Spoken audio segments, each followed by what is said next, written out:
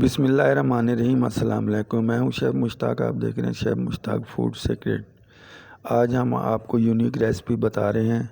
उसका नाम है जी पिज़्ज़ा हांडी। ये पिज़्ज़ा हांडी कैसे बनती है, इसमें किन किन चीज़ों की ज़रूरत होती है, ये किस तरह तैयार की जाती है, आइए आपको दिखाते हैं पिज़्ज़ा हांडी।